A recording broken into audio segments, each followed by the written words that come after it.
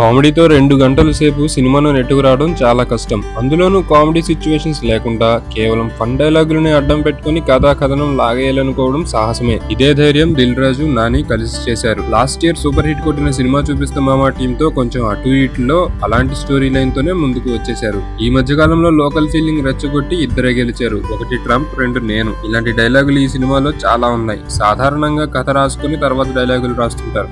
కానీ ఈ సినిమా చూస్తుంటే డైలాగులే రాసుకుని తర్వాత అందుకు తగ్గ సీన్స్ అల్లుకొని ఆ సీన్స్ తో కథని రెడీ చేశారా అనే డౌట్ వస్తుంది. ఎందుకంటే ఈ సినిమాలో డైలాగులవే మేజర్ షేర్. సినిమా రన్ మొత్తం సరదా డైలాగులతో లాగేసే ప్రయత్నం చేశారు.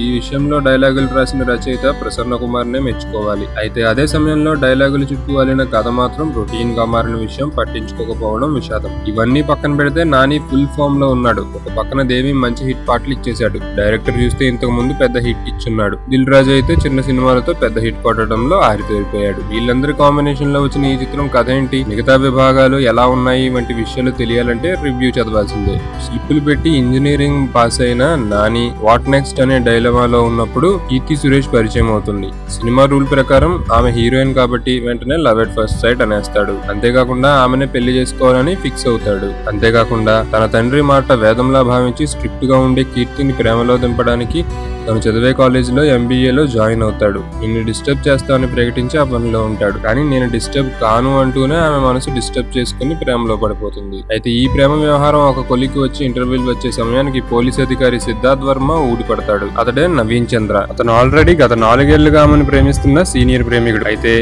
కీర్తి తండ్రి నీకు ఏం చూసి నా కూతుర్ని ఇవ్వాలి అంటే కష్టపడి చదివి పోలీసు ఉద్యోగం కొట్టి మరీ వస్తా, అప్పుడు నీ కూతుర్ని పెళ్లి చేయమంటాడా నిజాయితీ గల ప్రేమికుడు. ఊహించని విధంగా ఇలా ఒక సీనియర్ ప్రేమికుడు సీన్ లోకి వచ్చేసరికి జూనియర్ ప్రేమికుడైన మన హీరో నాని సమస్య ఎదురవుతోంది.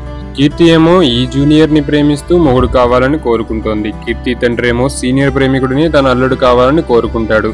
మరి ఎవరికి దక్కుతుంది కీర్తి అంటే ఆబ్వియస్ గా హీరోకే దక్కుతుంది. అయితే ఎలా హీరో తన సీనియర్ ని దాటి ఆమె చేయి అందుకున్నాడు అనేది మిగతా కథ. ఎంత కామెడీ కథ అయినా ఎక్కడో చోట చిన్న ఎమోషన్ ప్లే లేకపోతే సినిమా కనెక్ట్ అవ్వడం కష్టం.